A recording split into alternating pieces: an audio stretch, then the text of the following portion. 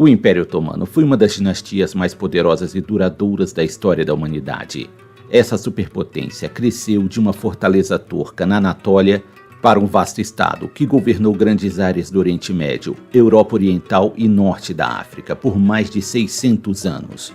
O Império Otomano teve sua origem quando várias tribos nômades turcas foram pressionadas para fora de suas casas nas estepes asiáticas, durante as invasões mongóis. No século X, uma das tribos turcas, os Seljúcidas, tornou-se uma potência significativa no mundo islâmico e adotou um estilo de vida sedentário, que incluía também a ortodoxia islâmica. No entanto, muitos outros grupos turcos permaneceram nômades. Para pacificar as tribos nômades, os turcos seljúcidas os direcionaram para os domínios orientais do Império Bizantino, na Anatólia, onde hoje fica a Turquia. A tribo conhecida como otomanos surgiu de um dos Emirados Menores estabelecidos no noroeste da Anatólia, depois do ano 1071. Por volta de 1290, Osman I, um guerreiro muçulmano e líder de um pequeno principado dentro do território turco-seljúcida, declarou sua independência do sultão, dando início à sua própria dinastia. A tribo de Osman, chamada Orhan, capturou a cidade de Bursa, no noroeste da Anatólia, em 1326, tornando-se a nova capital do Estado Otomano e suplantando assim o controle bizantino na região.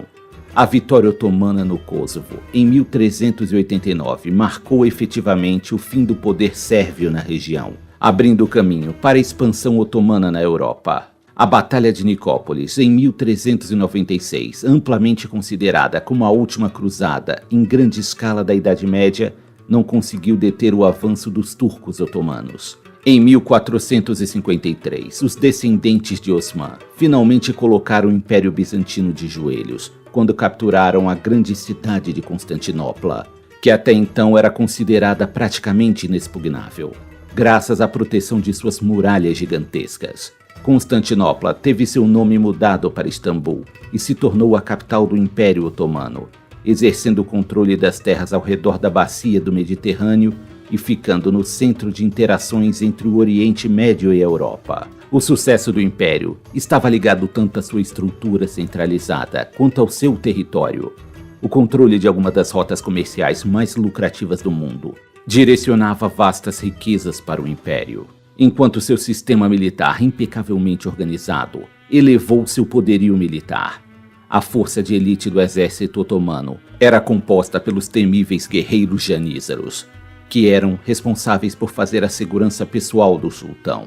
A formação dos janízaros foi datada do reinado de Murad I, o terceiro governante do Império Otomano. Os janízaros eram essencialmente soldados escravos, pois se tratavam basicamente de guerreiros albaneses, armênios, búlgaros, croatas e gregos, que foram capturados ainda durante a infância e submetidos à circuncisão e conversão ao Islã, e posteriormente incorporados ao exército otomano. Eles se tornaram famosos pela disciplina e ordem estrita. Ao contrário dos escravos típicos, eles recebiam salários regulares, mas eram proibidos de se casar antes dos 40 anos, ou se envolver no comércio, e era esperada sua total lealdade ao sultão. No Império Otomano, de acordo com o sistema muçulmano, os cristãos tinham liberdades limitadas. Eles foram proibidos de portar armas ou andar a cavalo, além de várias outras limitações legais. Muitos cristãos e judeus se converteram ao islamismo para garantir seu pleno status na sociedade. A maioria, no entanto, continua a praticar suas antigas religiões sem restrições. Os não-muçulmanos eram considerados súditos do Império, mas não estavam sujeitos à fé ou à lei muçulmana. Numerosas tradições e traços culturais de impérios anteriores, como arquitetura, culinária, música, lazer e governo, foram adotadas pelos turcos otomanos, que acabaram desenvolvendo essas culturas em novas formas, resultando em uma identidade cultural nova e distintamente otomana. A língua otomana era de linhagem turca, altamente influenciada pelos persas e pelos árabes. Os otomanos adotaram as tradições e a cultura burocrática persa. Os sultões também deram uma importante contribuição no desenvolvimento da literatura persa. O Império Otomano capturou a cidade de Atenas em 1456 e Belgrado escapou por pouco da captura, quando um exército camponês húngaro reteve um cerco no mesmo ano. No entanto, a Sérvia, Bósnia, Valáquia e o Kanato da Crimeia estavam todos sob o controle otomano. Os turcos comandavam o Mar Negro e o norte do Egeu, e muitas rotas comerciais importantes haviam sido fechadas para o transporte marítimo europeu. A ameaça islâmica tornou-se ainda maior quando os otomanos se aproximaram de Otranto, na Itália, em 1480. Embora a presença turca na Itália tenha durado pouco, parecia que a própria Roma logo cairia em mãos islâmicas, mas isso nunca chegou a se concretizar. Em 1481, o território do Império Otomano incluía a maior parte da Península Balcânica e toda a Anatólia, sob o reinado de Suleimã, o Magnífico, cuja vida no século XVI representou o auge do poder e a influência dos otomanos. As artes floresceram, a tecnologia e a arquitetura alcançaram novos patamares, e o império geralmente desfrutava de paz, tolerância religiosa e estabilidade econômica e política. No entanto, a corte imperial também exercia a prática de atividades que hoje seriam consideradas imorais, como escravas forçadas a servir como concubinas, escravos masculinos forçados a fornecer trabalho militar e doméstico. Muitos dos irmãos dos sultões foram mortos ou mais tarde presos por toda a vida, para assim proteger o trono do sultão de possíveis pretendentes. A escravidão fazia parte da sociedade otomana, com a maioria dos escravos sendo empregados como serventes domésticos. A escravidão agrícola, como a que foi difundida nas Américas, era relativamente rara. Ao contrário de outros sistemas de escravidão, os escravos sob a lei islâmica não eram considerados bens móveis, e os filhos das escravas nasciam legalmente livres. Ao longo da história otomana, foi construída uma grande coleção de bibliotecas completas com tradução de livros de outras culturas, bem como manuscritos originais. Grande parte do desejo por manuscritos locais e estrangeiros surgiu no século XV. Taqi al-Din, um estudioso escritor otomano, construiu o Observatório de Constantinopla em 1577, onde realizou observações até 1580. Ele calculou a excentricidade da órbita do Sol e a movimentação anual do apogeu. O Império Otomano era acreditado com a invenção de vários instrumentos cirúrgicos, como fórceps, catéteres, bisturis e lancetas, bem como as pinças. Um médico e cirurgião otomano chamado Serafidin foi o autor do primeiro atlas cirúrgico e da última grande enciclopédia médica do mundo islâmico. No seu auge, o Império Otomano era uma verdadeira potência na política europeia e abrigava mais cristãos do que muçulmanos. Mas no século XVII começou a perder força, depois que o Império não conseguiu conquistar a cidade de Viena pela segunda vez, quando as forças otomanas foram derrotadas pelas forças aliadas dos Habsburgos.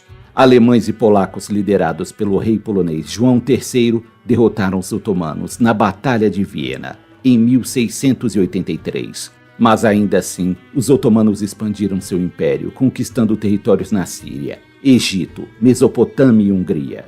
Apesar de seu sucesso militar e de sua expansão territorial, existiam problemas de organização e governo dentro do Império Otomano, como, por exemplo, problemas do exército sobre o salário e recrutamento, bem como corrupção no governo e agitação civil.